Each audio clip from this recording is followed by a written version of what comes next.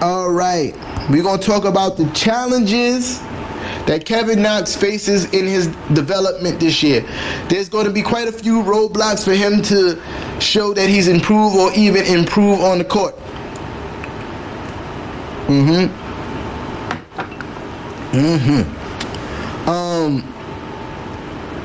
And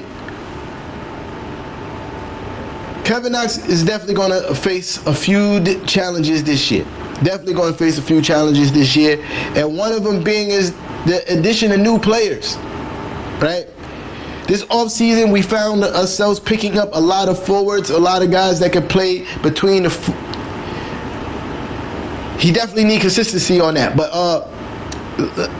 this year, in the offseason, we picked up a lot of guys who play the forward position. Namely being Julius Randle, Taj Gibson, Bobby Portis, Reggie Bullock, right?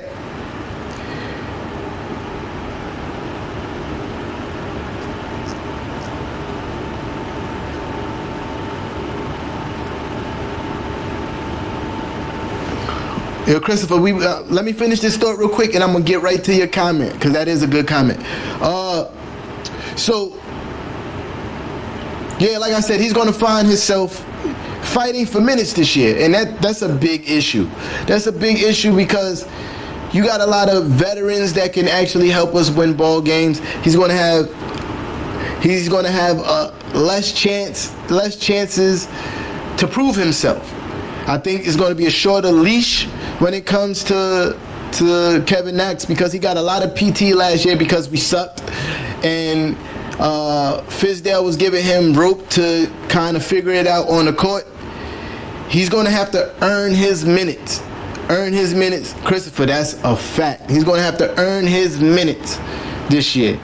Without a doubt. His usage rate is going to take a huge hit because, like I said, you got the likes of Julius Randle. I think Julius Randle is going to spearhead the offense this year. Between him and RJ Barrett, they're going to get most of the usage and touches when it comes to the offense.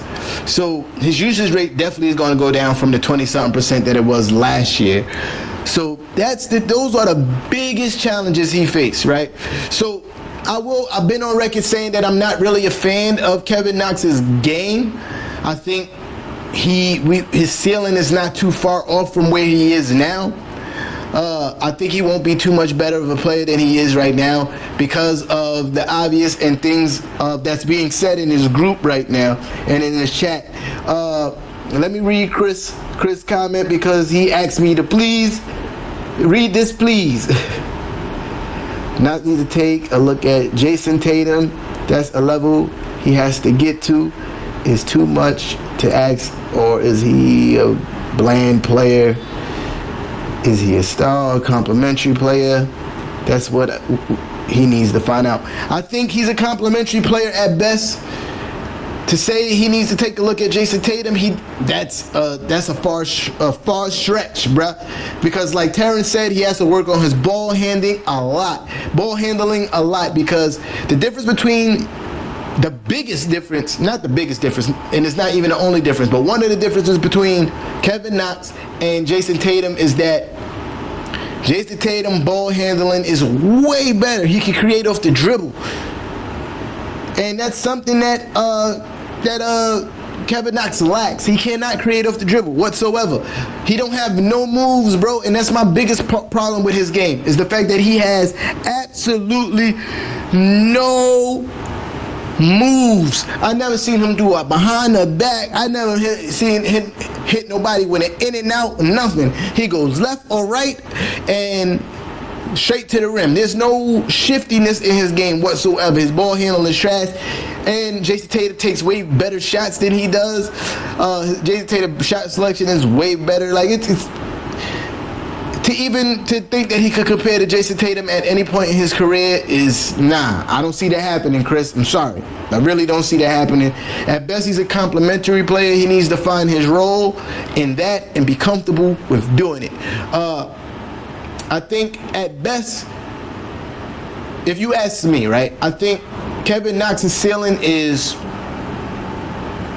he's going to be a Courtney Lee type player. That's the fact. His IQ is trash. His IQ is trash.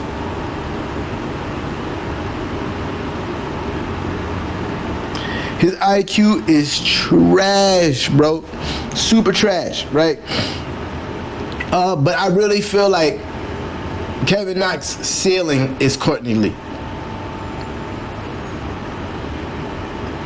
I really feel like that's his ceiling. You know, Courtney Lee doesn't do nothing spectacular. He has no handle, really. He can't create off the dribble. He's a decent jump shot. He's a decent shooter. But that's Kevin Knox's ceiling in my eyes. By watching his game, that's his ceiling. Courtney Lee. He need to find comfort, and that's how I feel he is, Christopher. I think he's only going to be a serviceable player. I feel like we drafted him high. We have high expectations from him, but watching him play, and I watched almost every Knicks game last year, regrettably speaking. I've seen a lot of losses. I've seen a lot of his game. He can't create off the dribble. He can't shoot off the dribble. He's not strong. He's not really a good defender. His ceiling is Courtney Lee, bro. Steven, this is a fact. He thinks he's KD. He is nowhere near KD. He's never even going to smell nowhere near KD's greatness. This dude would never, Kevin Knox would never be an all-star. Mark my words. He would never be an all-star. He's just not that good. And then this year is going to expose him because he's going to get very inconsistent playing time. If the rest of the guys on the team stay healthy, his playing time is going to be very inconsistent. Very inconsistent. He's not going to get a lot of consistent PT, and that's going to throw off his rhythm. Not saying that when he had a whole bunch of PT, his rhythm was... He shot like 32% from the field last year, bro. Like, that's horrible. His shooting percentage last year was... Steven, I agree. His jump shot is the key to him making an impact, but he takes horrible shots consistently. Even in Summer League, when I was watching him play, he took a ton of contested jump shots. A ton of contested jump shots when it's not necessary. His off-the-ball movement is not good. I'm really not a fan of Kevin Knox's game. And no, I don't agree with that about RJ Barrett, right?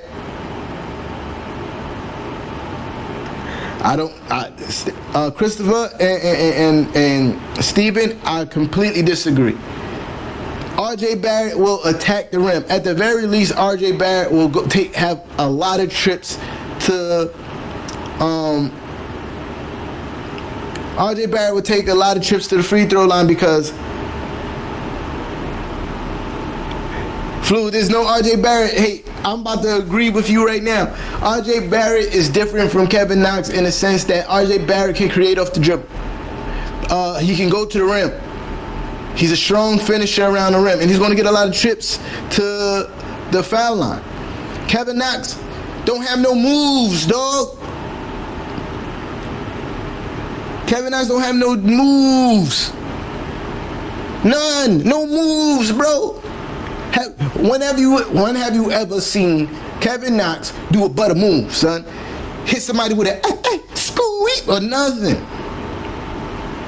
Nothing. You never seen. Yo, you barely see what this kid is 6'9", 6'7", 6, somewhere between 6'7" and 6'9", and he has no bunnies, dog.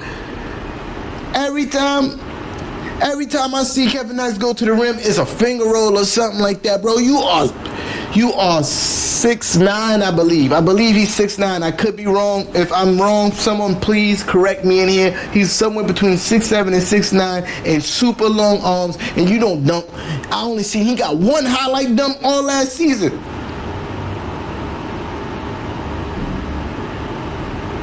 Terrence Fact, make a break year for Knox. Make a break year.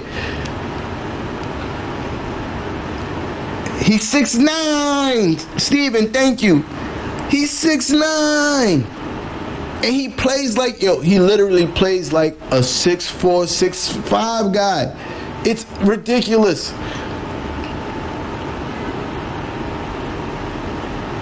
It's ridiculous. You say RJ can't shoot foul shots. Yeah, his foul shooting does need to improve, right? But to me, that's an easy fix, right?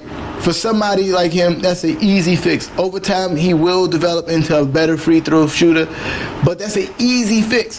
But to say that you feel the same way about RJ Barrett that you feel about Kevin Knox, nah, that's fall. Brian, scared to go to the hole is an understatement. And then he always going up soft, son.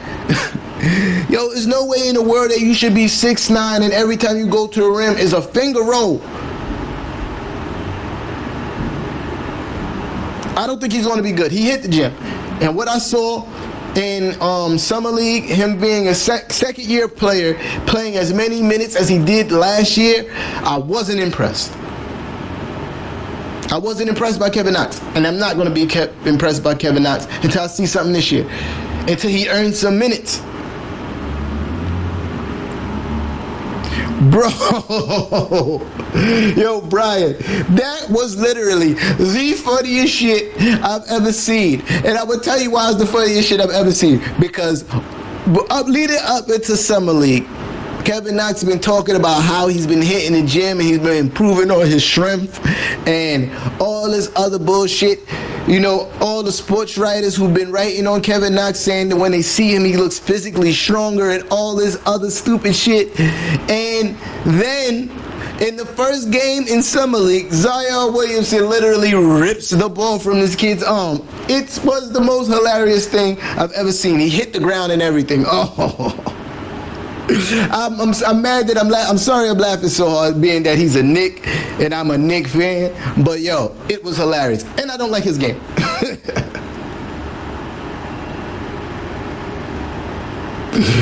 Yo, it was hilarious, bro. It was hilarious. No, we're not gonna do a 19 win. See, no, James Smith. I'm gonna tell you why he's not gonna turn into a Rip Hamilton.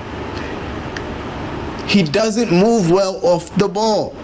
Kevin Knox does not move well off the ball. When he doesn't have the ball in his hand, he's a stationary guy. He doesn't cut to the rim. He does none of these things. Rip Hamilton's biggest strength was his ability to move off the ball and get through screens. He will never be a Rip. He will never be a Rip Hamilton.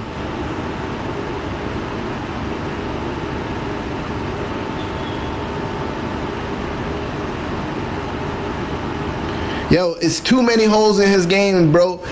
And the veterans that I named that we picked up this offseason, which being Julius Randle, Taj Gibson, Bobby Portis, and Reggie Bullock when he's healthy, are more serviceable players to the New York Knicks than Kevin Knox is currently. He has the ability to show us more, but as far as I see it, and the guys that we got playing the forward position, to me, he's going to have a hard time finding playing time, bro. He's definitely going to have to fluke. 30 wins is definitely a high possibility. High possibility 30 wins. You say 33 wins? Oh, my bad. And I did forget to mention Marcus Morris.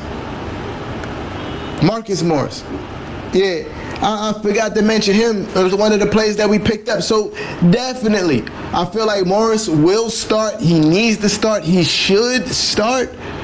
Kevin Knox needs to come off the bench. Right? Like, he has to come off the bench. I mean, if we want to put any kind of winning culture together, starting Kevin Knox just for developmental reasons is counterproductive. It's counterproductive to where we're trying to go and what we're trying to build, right? If we're trying to build a winning culture, Morris needs to start at the 3 position. He has to. Yeah, I get confused. Marlon, my bad. I get confused between him and his brother all the time. Marcus is too close, and I be drinking, so my bad. Yeah. So what else I feel might help him, Kevin Knox?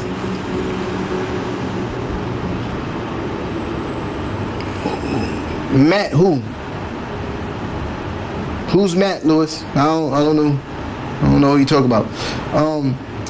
But we ain't talking about Brooklyn here. Fuck Brooklyn. This is Knicks N Ish. Yo, so yeah.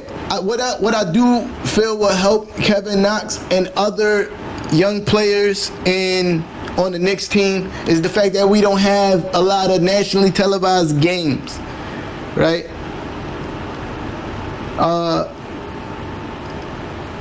We don't have a lot of nationally televised games. That's a lot less pressure for the young kids to play under. You feel me? There's a lot of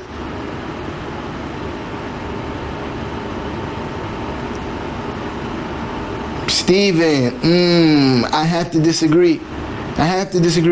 You said if Randall is our best player, we ain't winning more than 20 games. Bro, I think I really be sleeping on Randall's game, bro. He averaged 21 points last season. 21 points. Shot over 50%. He averaged a very effective 21 points a game. And I think he will only be better this year because his usage rate will go up. And if you follow his career, if you follow his stat line throughout his career, every time his usage rate go up, he performs better. The system that I think Fizz wants to play, which is going to be a high tempo, running up the court game, fits Randall's game tremendously. If you look at his conditioning, he's in top physical condition, what it seems like this year. If he can stay healthy, I think we're going to watch Randall average between 24 and 25 points a game this season. And you heard it here first. Before anybody else, T-Time, a.k.a. Mr. Knicks N Ish, said that Randall is going to average 24 to 25 points this season.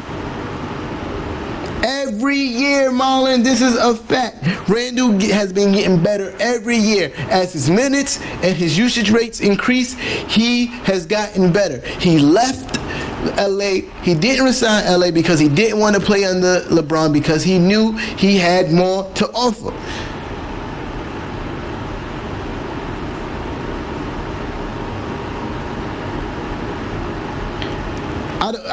I do feel that our perimeter shooting is definitely a weak point for us, but I feel like the style of play that we're going to play is going to make it easier for us to get.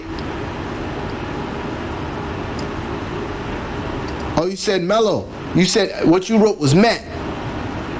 Lewis, what you wrote was Matt. I wasn't planning to talk about Melo. Oh, let me. Terrence, I'm about to address what you said about Dennis Smith Jr., right? I've been going back and forth and debating myself, do I feel like Dennis Smith Jr. should start or should we start Peyton, right? There's arguments for both of them, right? Alfred Payton is definitely super, I say 2 times better at running an offense better than Dennis Smith Jr. Dennis Smith Jr. is more of a scoring point guard. So if we were talking about from a standpoint where we need somebody who to be steady, won't turn over the ball a lot, and can run the offense, Alfred Payton is a better choice, right? But if we're talking about an NBA where it's not as necessary for the point guard to initiate the offense. The offense can be initiated from any of the 5 positions on the floor this year, right? In the new NBA. Offense could be initiated from all 5 positions because of the talent level of all 5 positions now. So if we just want to put another pure out explosive scorer on the floor, then you start Dennis Smith Jr., but it's a toss-up. Now to